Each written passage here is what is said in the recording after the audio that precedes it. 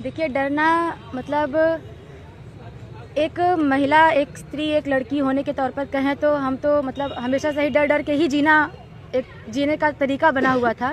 मुझे लगता है कि डर करके हम जी ही नहीं सकते हैं, और सही मायने में डर कर बैठना से तो किसी भी तरह का डर ख़त्म नहीं होने वाला है।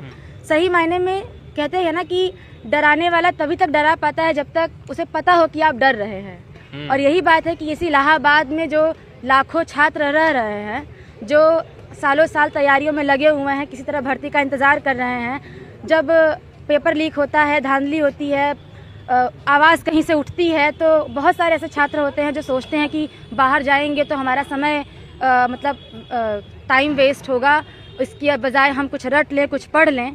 तो जाहिर सी बात है उससे भी कुछ होने वाला नहीं है।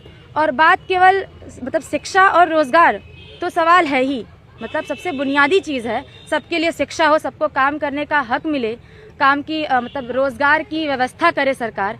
लेकिन जब सरकारें ऐसा नहीं कर रही हैं, और नहीं कर रही तो कर क्या रही हैं? देख लीजिए, जो भी शासन सत्ता में बैठे हुए हैं, जो पार्टी है उसमें सारे भ्रष्टाचारी अपराधी बैठे हुए हैं। आप नौकरी ले लीजिए और वही होगा जो कोलकाता में हुआ। एक डॉक्टर महिला अगर कुछ समय आराम करने के लिए जाएगी तो उसके साथ बलात्कार हो जाएगा, क्योंकि तमाम बलात्कारियों अपराधियों को खुलेआम बेल दी जा रही है, छूट दी जा रही है। तो आप कब तक इन संघर्षों से बच करके रह पाएंगे?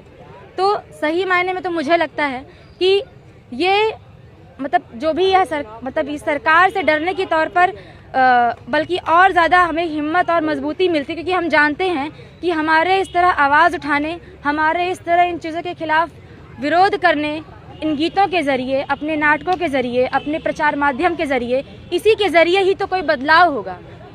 वरना